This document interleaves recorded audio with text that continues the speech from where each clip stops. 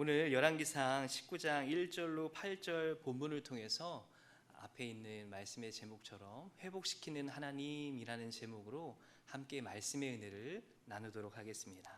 첫 번째, 우리가 회복시키는 하나님을 경험하기 위해서는 우리는 늘 연약한 존재라는 사실을 인정하며 살아야 한다라는 것입니다. 우리 3절과 4절 말씀을 이미 봉독했지만 한 번만 더 읽어보도록 하겠습니다. 3절로 4절입니다. 시작. 그가 이 형편을 보고 일어나 자기의 생명을 위해 도망하여 유대에 속한 브엘세바에 이르러 자기의 사환을 그곳에 머물게 하고 자기 자신은 광야로 들어가 하룻길쯤 가서 한 로뎀나무 아래에 앉아서 자기가 죽기를 원하여 이르되 여호와여 넉넉하오니 지금 내 생명을 거두시옵소서. 나는 내 조상들보다 낫지 못하니이다 하고. 아멘. 여러분, 오늘 본문의 가장 핵심이 되는 인물은 바로 엘리야입니다. 우리가 엘리야를 가리켜 흔히 불의 선지자라고 이야기를 하죠. 그렇게 부르는 데는 그 이유가 있는데, 바로 갈멜산에서 벌인 바알과 아세라 선지자들과의 대결에서 승리하면서 비롯되었다라는 것입니다. 오늘 본문을 이해하기 위해서는 먼저 우리가 앞장인 선행장인 열왕기상 18장을 좀 우리가 살펴볼 필요가 있습니다. 열왕기상 18장은 이제 북이스라엘 땅에 3년 동안 가뭄이 지속이 됩니다. 근데 당시에 그 북이스라엘을 다스리고 있던 왕이 누구였느냐? 아합이라는 왕이었는데, 이 아합 왕이 이 가뭄의 책임을 엘리야를 비롯한 하나님의 선지자들에게 전가시키는 거예요. 참고로 여러분, 아합 왕은 북이스라엘의 7번째 왕이었습니다. 오늘 본문에도 등장하고 있는 이세벨은 이 아합 왕의 아내가 바로 이세벨이었습니다. 성경은 아합을 이렇게 평가하고 있는데, 우리 좀 앞 페이지를 조금만 넘겨보시면 같이 찾아서 제가 읽어드릴 텐데 한번 눈으로 살펴볼 수 있기를 원합니다. 열왕기상 16장 30절로 34절인데 한 두세 페이지만 여러분 본문에서 앞장으로 넘겨주시면 제가 읽어드리도록 할 테니까 여러분들 눈으로 한번 보시길 바랍니다. 성경은 아합을 이렇게 평가하고 있습니다. 오므리의 아들 아합이 그의 이전의 모든 사람보다 여호와 보시기에 악을 더욱 행하여 느바세 아들 여로보암의 죄를 따라 행하는 것을 가볍게 여기며 시돈 사람의 왕 엣바알의 딸 이세벨을 아내로 삼고 가서 바알을 섬겨 예배하고 사마리아에 건축한 바알의 신전 안에 바알을 위하여 제단을 쌓으며 또 아세라상을 만들었으니 그는 그 이전에 이스라엘의 모든 왕보다 심히 이스라엘 하나님 여호와를 노하시게 하였더라. 아멘. 여러분, 지금 당시에 이스라엘 땅, 북이스라엘 땅에 가뭄이 3년 동안 지속되는, 비 한 방울 내리지 않았던 거예요. 오늘날 우리는 얼마나 감사합니까? 밖에 장맛비가 부슬부슬 계속해서 내리고 있는데, 여러분, 당시에 북이스라엘 땅에는 3년 동안 비 한 방울 내리지 않았어요. 근데 그 책임을 누구에게 전가시켰다는 거예요? 북이스라엘의 7번째 왕이었던 아합 왕이 엘리야를 비롯한 하나님의 선지자들 때문에 이 북이스라엘 땅에 가뭄이 들었다라고 그 책임을 전가하는 거예요. 그런데 아합 왕은 성경이 어떻게 그를 평가하고 있다고요? 그 이전의 모든 왕들보다 더욱 여호와 하나님 보시기에 악을 행했다, 하나님을 진노하게 했다라고 성경은 그를 그렇게 평가하고 있다라는 것입니다. 여러분, 북이스라엘은 총 19명의 왕이 있었습니다. 참고로 남유다에는 총 20명의 왕이 다스렸는데 그 19명의 왕 중에 7번째 왕이었던 아합 왕이 이러한 평가를 받았어요. 그래서 이 엘리야는 가뭄의 진짜 원인이 아합이 우상 숭배를 범했기 때문임을 분명히 밝히고, 이스라엘 백성들의 회개를 촉구하기 위해서 어떤 행동을 벌였느냐? 갈멜산으로 바알과 아세라의 선지자들을 불러 모으게 하는 거예요. 우리가 잘 알고 있듯이 그렇게 불러 모읍니다. 그래서 총 몇 명의 선지자가 모였다는 거예요? 이방의 선지자들이 바알의 선지자 450명, 아세라의 선지자 400명, 총 850명의 이방의 선지자들이 갈멜산에 모이게 된다라는 것입니다. 그런데 그 대결은 어떤 방식으로 진행됐느냐? 송아지 2마리를 가져오게 합니다. 그리고 또한 각을 떠서 나무 위에 그 송아지를 올려놓고 불은 붙이지 않는 거예요. 또한 각자 신의 이름을 불러 이에 불로 응답하는 신이 참 하나님이다 라는 그 대결을 그렇게 하나님임을 입증하는 방식으로 갈멜산에서 대결을 벌이게 된다라는 것이죠. 바알의 선지자들이 그들의 신의 이름을 아무리 불러도 응답이 없자 이제 엘리야가 나섭니다. 엘리야가 간절히 하나님께 기도하는 그 내용의 구절이 열왕기상 18장 37절로 38절에 있습니다. 여호와여 내게 응답하소서, 내게 응답하소서. 이 백성에게 주 여호와는 하나님이신 것과 주는 그들의 마음을 되돌이키심을 알게 하옵소서 하매 이에 여호와의 불이 내려서 번제물과 나무와 돌과 흙을 태우고 또 도랑의 물을 핥은지라. 아멘. 여러분, 아무리 불러도 각자의 신의 이름을 부르자고 엘리야가 제안하는 것 아니겠습니까? 바알과 아세라의 선지자들은 밤새도록 그들의 몸을 해하면서 그들의 신의 이름을 불러봤자 아무런 반응이 없습니다. 그제서야 이제 엘리야가 하나님께 간절히 기도하는 거예요. 하나님, 이 백성들로 하여금 하나님의 살아계심을 알게 하소서. 그때야 비로소 불이 하늘로부터 그 번제단에 임하게 되는 거예요. 또한 그 이후에 어떤 일들이 있었느냐 보니까 이제 하나님이 참 하나님이신 것이 입증이 되었잖아요. 그 다음에 열왕기상 18장 40절을 보니까 엘리야가 그들에게 이르되 바알의 선지자를 잡되 그들 중 하나도 도망하지 못하게 하라 하매 곧 잡은지라. 엘리야가 그들을 기손 시내로 내려다가 거기서 죽이니라. 이제 갈멜산의 대결에서 하나님이 참 하나님이심을 입증을 하게 됐어요. 백성들이 하나님은 살아계십니다, 하나님은 여호와이십니다 라고 고백하는 장면이 열왕기상 19장 39절에 나타나고 있어요. 그런데 이 본문이 이제 오늘 본문하고 연결이 되는 거예요. 여러분 19장 1절에 보니까 아합이 엘리야가 행한 모든 일과 그가 어떻게 모든 선지자를 칼로 죽였는지를 이세벨에게 말했다. 오늘 본문은 이렇게 시작을 하고 있습니다. 여러분, 엘리야가 행한 모든 일과 그가 어떻게 모든 선지자를 칼로 죽였는지를 아합 왕이 자신의 아내였던 이세벨에게 그렇게 이야기를 하고 있다라는 것으로 오늘 본문이 시작한다라는 것입니다. 여러분, 아합이 갈멜산의 대결에서 여호와의 불이 그 번제단에 임했던 것을 보았습니까? 보지 않았습니까? 아합도 보았어요. 여러분, 그 얘기는 무엇을 이야기하는 것입니까? 그들이 섬기는 바알과 아세라가 참신이 아니라는 걸 아합도 알았다라는 것입니다. 그런데 이 아합이 갈멜산 대결에서 번제단에 하나님의 불이 내린 것을 보았고 하나님이 참 신이라는 것을 분명히 그의 두 눈으로 똑똑히 보았음에도 불구하고 그 엘리야가 행한 모든 일을 이세벨에게 말했다.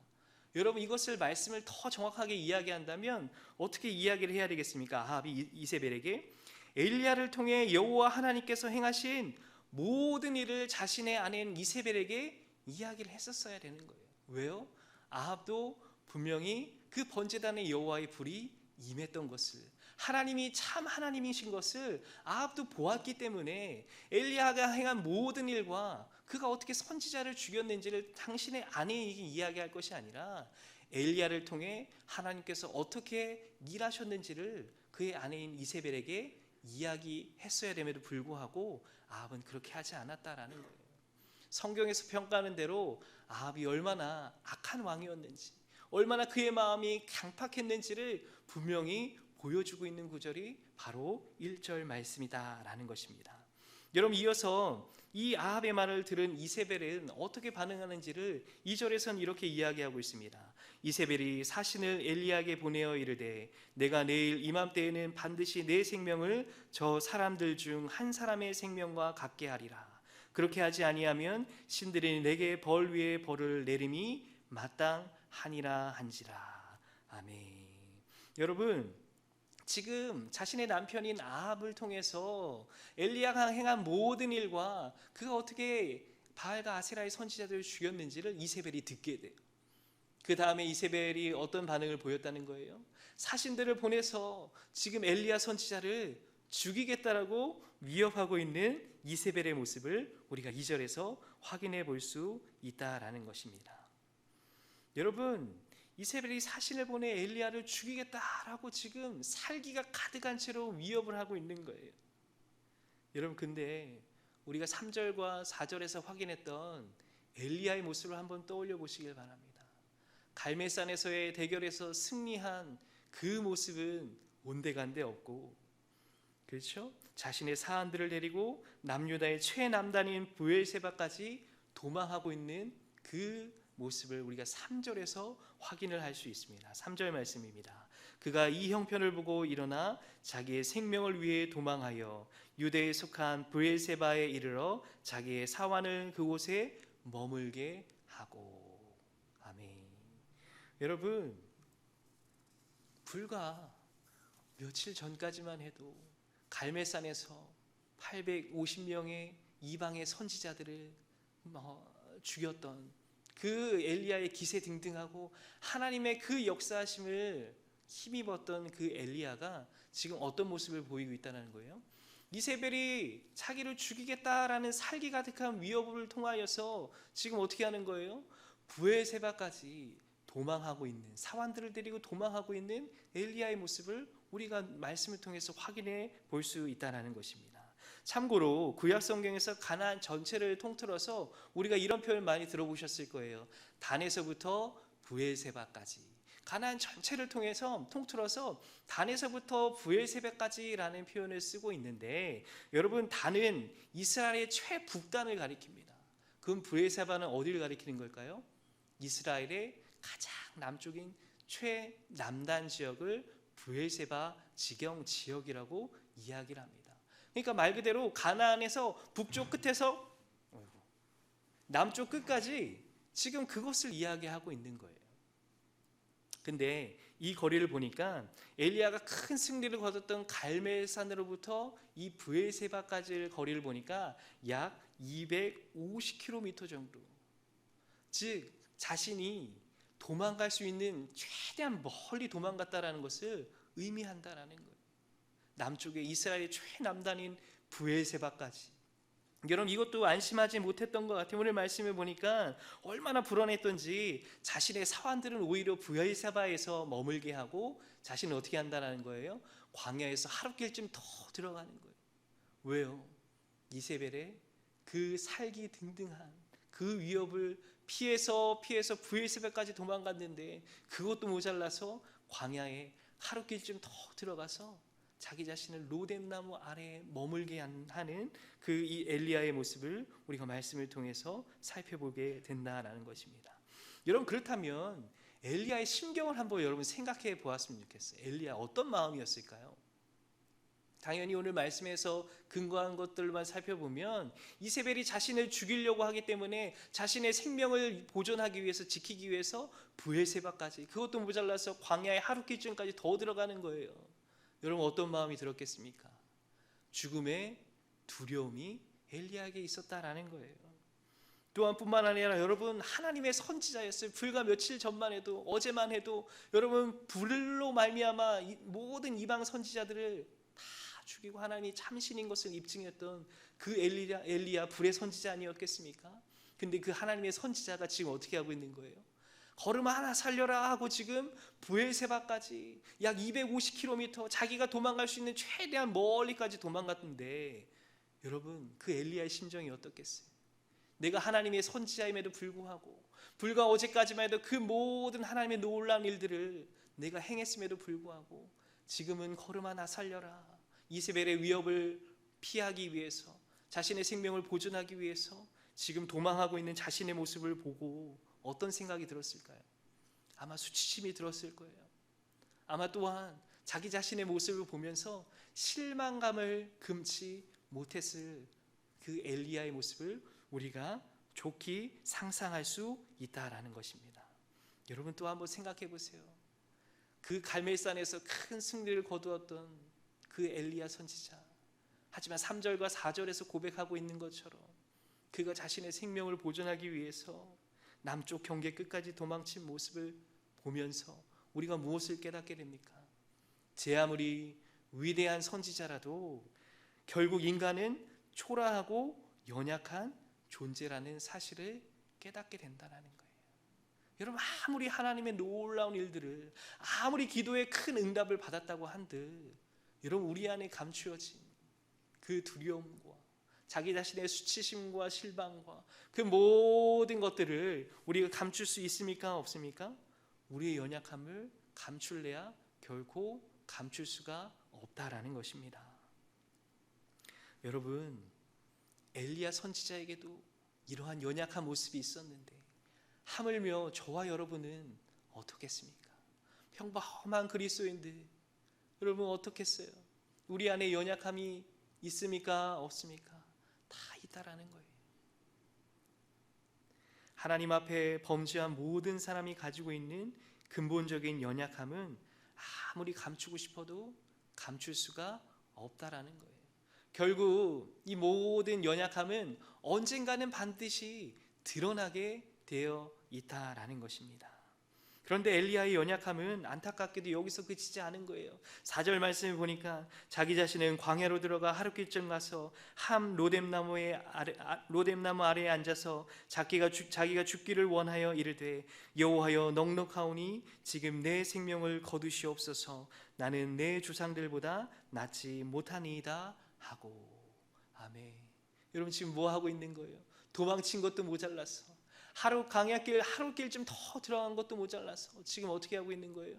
광야의 한 벌판에 우두커니 있는 그 로뎀나무 밑에 앉아서 지금 뭐 하고 있는 것이죠? 자신의 생명을 이제 넉넉하오니 하나님 거두어가 주시옵소서. 자신의 생명을 거두어가 주시기를 원하시는 그 기도를 지금 하나님 앞에 하고 있는 엘리야의 모습을 우리가 살펴보게 된다라는 것입니다. 여러분, 외부적으로는 지금 이세벨이 엘리야를 죽이고자 하는 그 위협 가운데 있는 거예요. 내부적으로는 죽음에 대한 두려움과 자기 자신에 대한 수치심과 실망감, 여러분 거기다 덧붙여서 여러분 갈멜산에서 이방의 선지자들과 대결했습니다. 또한 뿐만 아니라 자기가 돌망칠 수 있는 멀리까지 브엘세바까지 도망치느라고 엘리야의 육신이 어땠을까요? 몸 상태가 어땠을까요? 아마 지칠 대로 지쳐 있었을 거예요. 얼마나 힘들었으면 이제는 광야에 있는 로뎀나무의 아래에 앉아서 하나님께서 자신의 생명을 거두어 달라고 지금 기도하고 있는 엘리야의 모습을 우리가 보게 된다라는 것입니다. 말씀을 묵상하면서 오늘 이 수요예배 가운데 나오는 우리 성도님들 가운데 아마 엘리야와 같은 모습을 가지고 나오신 분들이 혹여나 계시지는 않을까. 사는 게 너무나도 힘들어서 그만 내 삶을 포기하고 싶다라고 생각하며 나오신 분들이 혹여나 계시지는 않을까. 오늘 말씀을 묵상하다 보니까 혹여나 오늘 수요예배 가운데 나오신 우리 성도님들 가운데 그러한 분들이 계시지는 않을까라는 것을 묵상하게 되었습니다. 여러분 기억하시길 바라요. 회복시키시는 하나님을 경험할 위대한 기회가 아직 남아있다라는 사실을 여러분 기억하시길 바랍니다. 우리가 겪는 삶의 위기는 하나님을 경험할 수 있는 위대한 기회라는 사실을 여러분 꼭 기억하시길 바라요. 다시 한번 말씀드립니다. 여러분 우리 삶 가운데 겪는 그 연약한 가운데 겪는 그 위기는요, 하나님을 회복시키는 하나님을 경험할 수 있는 위대한 기회라는 사실을 여러분 반드시 기억하시길 바라요. 여러분 위기 이퀄 위대한 기회라는 거예요. 우리 삶에서는 그 위기 가운데 우리가 놓여 있을지 모르겠지만 그것이야말로 회복시키는 하나님을 만날 수 있는, 경험할 수 있는 아주 위대한 기회라는 사실을 여러분 꼭 기억하시길 바라요. 혹여나 우리 나오신 성도님들 가운데 오늘 엘리야와 같은 모습을 가지고 나오신 성도님들이 계시다면 그 하나님을 회복시키시는 하나님을 경험할 수 있는 위대한 기회로 삼으실 수 있는 저와 여러분의 삶이 다 되시기를 간절히 축원합니다. 여러분 두 번째, 하나님은 당신의 택한 백성을 하나님의 방법으로 회복시키신다라는 사실입니다. 우리 5절과 7절 말씀인데요, 제가 여러분들 가운데 대표로 봉독해 드리도록 하겠습니다. 로뎀나무 아래에 누워 자더니 천사가 그를 어루만지며 그에게 이르되 일어나서 먹으라 하는지라. 본즉 머리맡에 숯불에 구운 떡과 한 병 물이 있더라. 이에 먹고 마시고 다시 누웠더니. 일단 6절까지만 보도록 하겠습니다. 여러분 자신의 생명을 거두어 달라라고 하나님께 기도하던 엘리야가 기도하다 지쳐서 로뎀나무 아래서 그만 잠들어 버렸어요. 그런데 말씀을 보니까 그 로뎀나무 아래서 지쳐서 잠든 엘리야를 하나님의 천사가 흔들어 깨우는 거예요. 6절 말씀에 보니까 천사가 그를 어루만지며 그에게 이르되 일어나서 먹으라 하는지라. 여러분, 지쳐서 잠든 자신의 생명을 하나님 거두어가 주시옵소서 라고 기도하면서 지쳐 잠든 그 엘리야를 향해서 하나님은 당신의 천사를 보내서 그를 어루만지게 하는 거예요. 여러분, 여기서 어루만졌다라는 것은 무엇을 의미할까요? 먼저는 지칠 대로 지친 엘리야의 영혼을 하나님께서 어루만지셨다라는 것을 의미한다라는 거예요. 나락으로 떨어진 엘리야의 지친 영혼을 하나님께서 위로하셨다, 그것을 말씀하고 있다라는 것입니다. 여러분뿐만 아니라 갈멜산에서 이방 선지자들과 대결하느라, 또한 브에세바까지 도망치느라 지칠 대로 지친 그의 육신 아마 번아웃 됐을 거예요. 그 엘리야를 지금 어떻게 하는 거예요? 그의 천사를 통해서 일어나 먹으라. 근데 말씀을 보니까 본즉 머리맡에 숯불에 구운 떡과 한 병 물이 있더라. 아멘이십니까? 여러분, 지쳐있는 엘리야에게 하나님은 하나님의 방법으로 엘리야를 돕고 위로하시고 다시 이렇게 세우시는 그 하나님의 섬세한 손길을 우리가 말씀을 통해서 보게 된다라는 것입니다. 여러분, 이전에도 엘리야는 하나님의 특별한 공급하심으로 그 돌보심을 받았던 사람이었어요. 여러분, 말씀 한 장을 좀 넘겨서 여러분 눈으로 한번 보시기를 원하는데, 열왕기상 17장 2절로 7절 말씀입니다. 여러분 눈으로 보세요. 제가 읽어드리도록 하겠습니다.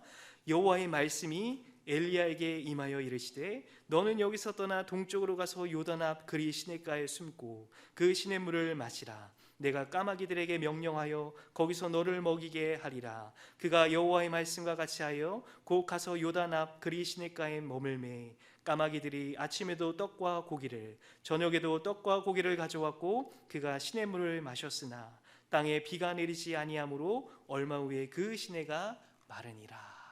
아멘. 여러분, 이미 지칠 대로 지쳐있던 엘리야에게 하나님께서 그의 천사를 보내서 숯불에 구운 떡과 한 병의 물 공급하셨을 뿐만 아니라 지금 이전에도 엘리야 선지자는 하나님의 특별한 공급하심, 하나님의 은혜로 살았던 사람이라는 것을 알 수가 있어요. 그리 시냇가에 숨어서 물론 마실 물이야 있었겠지만 지금 어떤 하나님의 특별한 공급하심이 있었던 거예요? 까마귀를 통해서 아침에도 저녁에도 떡과 고기를 가져왔다. 여러분, 하나님은 하나님의 택한 백성들을 어떻게 먹이시는지, 어떻게 돌보시는지를 분명히 말씀하고 있다는 거예요. 여러분, 이뿐만이 아니죠. 여러분, 출애굽해서 광야 생활을 하던 이스라엘 백성들을 한번 떠올려 보시길 바랍니다. 어떠한 삶을 살았습니까? 이스라엘 백성들이 배가 굶주려서 어떻게 하는 거죠? 하나님께서 만나와 메추라기로 먹이시는 거예요. 또한 그들에게 마실 물이 필요한 나머지 반석에서 물을 내셨던 그 하나님, 또한 어떻죠? 낮에는 구름 기둥으로 밤에는 불 기둥으로 하나님께서 친히 이스라엘 백성들을 인도해 내셨던 그 하나님을 오늘날 저와 여러분도 동일하게 믿고 있다라는 것입니다.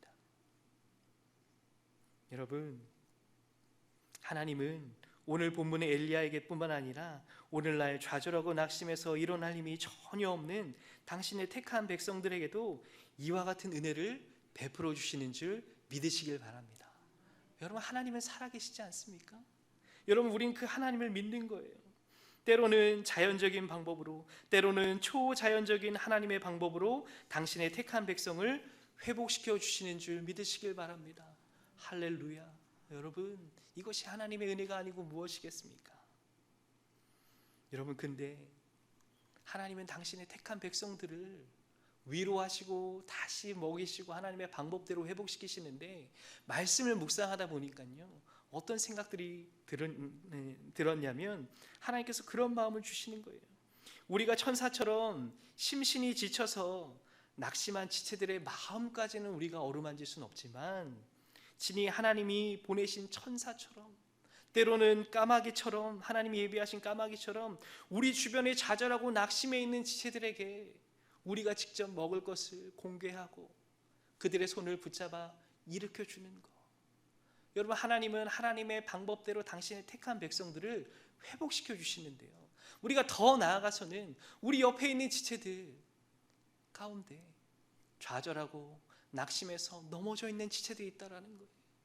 또한 물질적으로 경제적으로 힘들어서 궁핍한 지체들이 있다라는 거예요. 여러분, 우리가 하나님이 되어서 그들에게 그들의 마음을 어루만져주고 그렇게는 할 수 없지만, 마치 하나님이 예배하신 그 까마귀처럼, 하나님이 보내신 그 천사처럼 저와 여러분을 통해서 그 지쳐 쓰러져 있는 지체들에게 직접 먹을 것을 공개하고, 지쳐 낙심해서 물질적으로 궁핍해 있는 지체들에게 직접 그들의 쓸 것을 공급하여 주는 것, 앞서 최금남 권사님께서 기도해 주신 것처럼 행함이 있는 믿음을 우리가 살아내기를 원하는 하나님의 음성이 들리는 거예요. 그런 말씀을 묵상하다 보니까 그러한 마음을 주시더라고요. 여러분, 하나님은 때때로 기도하는 가운데 어렵거나 낙심해 있는 지체들을 기억나게 하십니다. 그때 하나님의 음성이라는 확신이 드신다면 여러분, 주저하지 마시고 오늘 본문에서 엘리야가 하나님의 은혜 가운데 특별한 공급하심으로 다시 일어날 힘을 공급받았던 것처럼 그들에게 다가가 쓰러지고 낙심해 있는 지체들에게 다시 이렇게 세워줄 수 있는 힘을 여러분 공급해 주시길 바랍니다. 여러분들이 그들에게 먼저 손을 내밀어 주시는 거예요. 마치 하나님이 보내신 천사와 같이, 하나님이 예배하신 까마귀와 같이 우리가 그러한 역할을 감당하며 나아갈 때 우리 가운데 주어진 몸된 교회를 우리가 좀 더 든든히 세워갈 수 있는 아주 아름다운 공동체를 우리가 세워나갈 수 있기를 간절히 축원합니다. 여러분, 마지막 세 번째로 하나님께서 당신의 백성을 회복시키시는 분명한 이유가 있는데 아직 감당해야 할 사명이 남아있기 때문입니다. 우리 7절과 8절 말씀을 마지막으로 한번 큰 목소리로 함께 합독해 보도록 하겠습니다. 오늘 본문의 7절과 8절입니다. 시작. 여호와의 천사가 또 다시 와서 어루만지며 이르되 일어나 먹으라, 내가 갈 길을 다 가지 못할까 하노라 하는지라. 이에 일어나 먹고 마시고 그 음식물의 힘을 의지하여 40주 40야를 가서 하나님의 산 호렙에 이르니라. 아멘. 여러분, 하나님께서 천사를 통해서 지칠 대로 지쳐있던 엘리야를 먹이시고 그의 마음을 어루만져 주셔서 다시 일어날 새 힘을 공급하여 주시는 거예요. 그런데 7절 후반절에 보니까 뭔가 재촉하는 듯한 그런 이미지를 통해서 마지막 7절 후반절에 보니까 내가 갈 길을 다 가지 못할까 하노라. 여러분, 이 말씀은 뭘 의미하는 거죠? 아직 엘리야에게는 나아가야 될 길이 있다라는 것을 상징적으로 의미하고 있다라는 것입니다. 하나님께서 엘리야를 온전히 회복시키신 이유는 아직 엘리야에게 가야 할 길이 남아있다라는 거예요. 이어지는 8절에서는 엘리야가 먹고 마신 그 음식물의 힘을 의지하여서 하나님의 산 호렙에 이르렀다라고 말씀하고 있다라는 것입니다. 여러분, 브엘세바에서 하나님의 산 호렙까지의 거리를 보니까 약 320km. 여러분, 아까 말씀드린 갈멜산에서 브엘세바까지의 거리가 약 한 250km. 오늘 다시 말씀에서 이야기하는 이 브엘세바에서 하나님의 산 호렙까지의 거리가 약 320m. 여러분, 도망친 거리가 250m, 다시 하나님께서 말씀하신 그 하나님의 산 호렙에 이르는 거리가 320km. 여러분, 도망친 거리가 더 멀어요? 아니면 하나님께서 명령하신 하나님의 산의 호렙에 이르는 거리가 더 멀어요? 도망친 거리보다 하나님께서 말씀하시고 명령하신 호렙에 이르는 거리가 더 먼 거예요.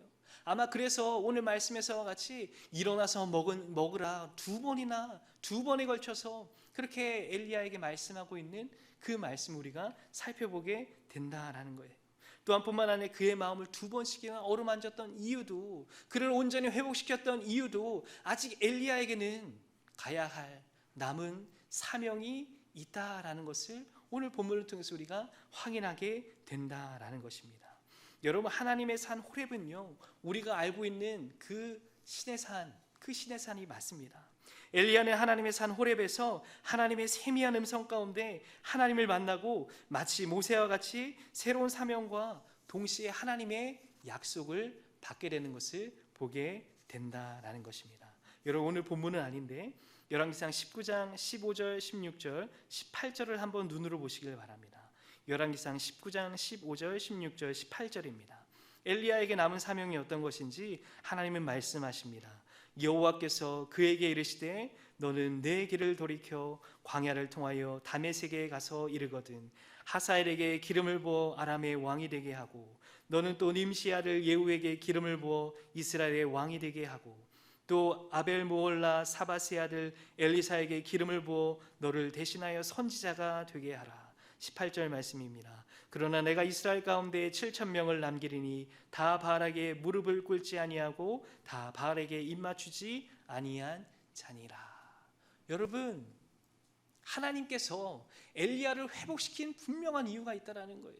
아직 엘리야에게는 가야 할 길, 즉 사명이 남아 있다라는 것입니다. 그 사명을 세 가지로 요약하면 이래요. 다메섹에 가서 하사엘에게 기름을 부어 아람의 왕을 삼으라는 거예요. 또한 두 번째, 님시 아들 예후에게 기름을 부어서 이스라엘의 왕이 되게 하라는 거예요. 또한 마지막으로 엘리야의 후계자였던 엘리사에게 기름을 부어서 너를 대신하여 다음 선지자를 먼저 세우라는 거예요. 여러분, 이 세 가지의 사명이 아직 엘리야에게 남아있기 때문에 엘리야를 하나님께서는 다시금 온전히 회복시켜 주신 줄 믿으시길 바랍니다. 여러분, 또한 약속하신 게 한 가지가 있어요. 내가 7,000명을 남기리니 그 7,000명은 바알에게 무릎 꿇지 아니한 자라. 엘리야 혼자만 남은 외로운 상황 가운데 선지자 활동을 감당하는 것이 아니라 사명을 감당하는 것이 아니라 아직 엘리야가 알지 못한 7,000명을 하나님께서 남겨두셨다. 지금 엘리야에게 분명히 약속하고 있는 거예요. 여러분, 이 하나님의 약속을 통해서 엘리야가 어떤 걸 느꼈을까요? 아직 나에게도 하나님께서 보여주신 희망의 끈이 있구나. 나에게도 남은 사명이 있지만 나에게도 여전히 하나님께서 희망을 주시고 소망을 주신 하나님의 약속이 있구나. 붙들게 한 하나님의 약속이 있다는 거예요. 여러분, 저와 여러분에게도 동일한 하나님의 말씀의 은혜가 아니겠습니까? 저와 여러분에게 하나님이 회복시켜 주시는 분명한 이유가 있어요. 왜 그럴까요? 우리에게는 아직 감당해야 될 사명이 남아있기 때문에 그렇습니다. 여러분, 누군가 그런 이야기를 하더라고요. 코에 우리 호흡이 아직 살아있는 한, 남아있는 한 우리에게 감당해야 될 사명이 남아있는 거라고. 여러분, 적어도 여기에 계시는 저와 여러분은 아직 어떤 존재라는 거예요? 어떤 분이라는 거예요? 하나님의 사명을 감당할 그 사명이 아직 남아있다는 거예요. 여러분, 삶 가운데 왜 힘든 일이 없겠습니까? 왜 낙심되는 일이 없겠어요? 하지만 회복시켜 주시는 하나님을 우리가 믿는다면 하나님께서는 당신의 특별한 방법으로 우리를 반드시 회복시켜 주실 것을 믿으시길 바라요. 또 왜 회복시켜 주시는지를 오늘 말씀을 통해서 보니까 아직 우리에게는 우리가 감당해야 될 사명이 남아있다라는 거예요. 여러분, 아직도 복음을 듣지 못한 사람들이 있어요. 아직도 우리에게는 맡겨주신 그 하나님의 교회를 세워가야 될 우리에게 책무가 있는 거예요. 사명이 있는 거예요. 각자에게 맡겨진 직분대로, 사명대로 그 복음을 전하는 것, 아직 저와 여러분에게 남아있는 사명이 남아있는 줄 믿으시길 바랍니다. 여러분, 오늘 말씀을 정리합니다. 여러분, 언제 회복시키시는 하나님을 경험한다라는 거예요? 우리의 연약함을 인정하고 고백할 때. 여러분, 역으로 교만한 사람들, 아직도 내 힘으로 일어날 수 있다라고 이야기하는 교만한 사람들에게는요, 회복시키는 하나님을 경험할 기회조차도 없는 거예요. 하지만 오늘 엘리야의 모습을 통해서 하나님, 내가 이런 큰 일을 행했음에도 불구하고 내가 한 것이 아닙니다. 하나님께서 하셨습니다. 겸손한 고백과 더불어서 하나님, 결국에 나는 아무것도 할 수 없는 연약한 존재입니다. 그 연약함을 통해서 비로소 회복시키시는 하나님을 우리가 경험하게 된다는 거예요. 삶에서 겪는 그 위기는 우리가 회복시키시는 하나님을 경험할 수 있는 위대한 기회라는 거예요. 여러분, 두 번째 뭐예요? 하나님께서는 하나님의 당신의 택하신 백성들을 특별한 하나님의 방법대로 회복시키시는데요. 때로는 자연적인 방법으로, 때로는 초자연적인 방법으로 하나님께서 택하신 백성들을 반드시 회복시키시는데요. 특별히 저와 여러분들이 하나님이 예비하신 그 까마귀가 되어서, 하나님이 친히 보내신 그 천사가 되어서 주변에 쓰러져 있고 좌절하고 낙심하여서 때론 물질적으로 궁핍한 지체들에게 먼저 손을 내밀어 주고 그들에게 쓸 것을 공급하여 주기를 원하는 그 축복의 통로가 되기를 원하는 그 하나님의 그 마음을 우리가 깨달아 알길 원합니다. 여러분, 마지막으로 여러분 뭐예요? 우리가 하나님을 경험하게 되는 것은 반드시 우리 가운데 남아있는 사명이 있다라는 거예요. 여러분, 저와 여러분은 하나님의 온전한 회복을 경험했다면 여전히 우리 가운데 남아있는 사명이 있는 줄 믿으시길 바랍니다. 우리가 교회를 든든히 세워갈 뿐만 아니라 복음을 증거하며 살아가야 될 저와 여러분의 남아있는 사명이 있기에 하나님께서 오늘도 저와 여러분을 온전히 회복시켜 주시는 줄 믿으시길 바랍니다. 이 믿음을 가지고 우리가 살아갈 때 다시 한번 회복시켜 주시는 그 하나님을 깊이 있게 만나고 경험할 수 있는 저와 여러분의 삶이 될 수 있기를 간절히 축원합니다. 기도하겠습니다. 하나님, 감사합니다. 엘리야는 하나님을 의지하여서 놀라운 일을 하나님 행했습니다. 하지만 그럼에도 불구하고 엘리야는 자신을 죽이고자 하는 이세벨의 위협 가운데 자신의 생명을 유지하기 위해 도망가고 자신의 연약함을 온전히 로뎀나무 아래서 주님께 간구하며 고백했던 그 하나님을 찾았던 그 엘리야의 연약함, 또한 그 연약함 가운데 있는 엘리야를 통해서 하나님께서 어떻게 엘리야를 회복시키시는지, 또한 그 회복시키신 그 엘리야를 통해서 아직 남아있는 사명이 있다라고 우리 가운데 동일하게 말씀하시는 하나님, 감사합니다. 늘 우리 삶 가운데 우리 연약함을 고백함으로 회복시켜 주시는 하나님을 경험할 수 있는 하나님 복된 인생이 되길 원합니다. 또한 뿐만 아니라 온전히 회복된 것을 하나님 우리가 경험한 하나님의 경험할 뿐만 아니라 우리 옆에 있는 지체들, 나약하고 지쳐에 쓰러져 있는 지체들에게 먼저 손을 내밀고 그들 가운데 다시 한번 우리가 하나님께서 예비하신 까마귀가 되고 천사가 되어서 그들을 붙들어 일으킬 힘을 하나님 우리를 통하여서 하나님 축복의 통로로 저희들을 사용하여 주시옵소서. 또한 뿐만 아니라 하나님 우리를 회복시켜 주시는 데는 하나님의 남은 사명이 분명히 있음을 깨닫기에 하나님 오늘 우리 가운데 남아있는 그 사명대로 그 부르심대로 다시 한번 하나님의 산 호렙에 나아갔던 엘리야의 모습처럼 오늘날 그 부르심의 표대를 향해 달려나아갈 수 있는 우리 모든 삶이 될 수 있도록 하나님 인도하여 주시옵소서. 오늘 말씀 가운데 엘리야에게도 동일하게 임하셨던 그 하나님의 놀라우신 은혜가 하나님 이 말씀을 듣는 우리 모두에게도 동일하게 임하실 줄 믿사옵고 살아계신 예수 그리스도의 이름으로 기도드립니다.